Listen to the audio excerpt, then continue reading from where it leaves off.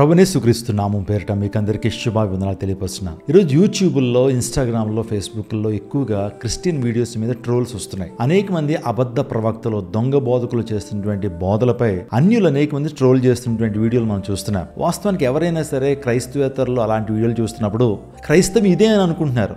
ఒక విషయాన్ని చెప్పనండి, ఒకవేళ ఈ వీడియోని ఎవరైనా క్రైస్తవేతరులు చూస్తున్నట్లయితే వారు నిజమైనటువంటి సేవకులు కాదు, వారు అబద్ధ బోధకులు. వారి యొక్క ధనాపేక్ష నిమిత్తమై ఇటువంటి చీప్ ట్రిక్స్ వారు చేస్తున్నారనే విషయాన్ని గమనించాలి. సాక్షాత్తు బైబిల్ గ్రంథంలో కూడా అనేక మంది అబద్ధ బోధకులు వేస్తారు, గొర్రెతోలు కప్పుకున్న తోడేల మీద దగ్గరకు వస్తారు, అనేక మంది దొంగ ప్రవక్తల మీద దగ్గరకు వస్తారు. వారి విషయంలో జాగ్రత్తగా ఉండండి అని బైబిల్ గ్రంథం హెచ్చరిస్తూ ఉంది. ప్రపంచవ్యాప్తంగా యేసుక్రీస్తు ప్రభు వారు పలానా తేదీ వస్తారు, పలానా రోజు వస్తారని కొంతమంది అబద్ధ ప్రవక్తలు చెప్తున్నటువంటి విషయాలు ఉన్నాయండి.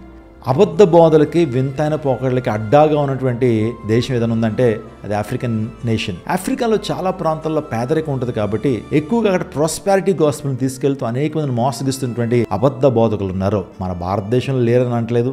హైదరాబాద్ కూడా ఒక అడ్డాగా మారిపోయింది. అబద్ధ బోధకులకి, అబద్ధ ప్రవక్తలకి అడ్డాగా మారిపోయింది.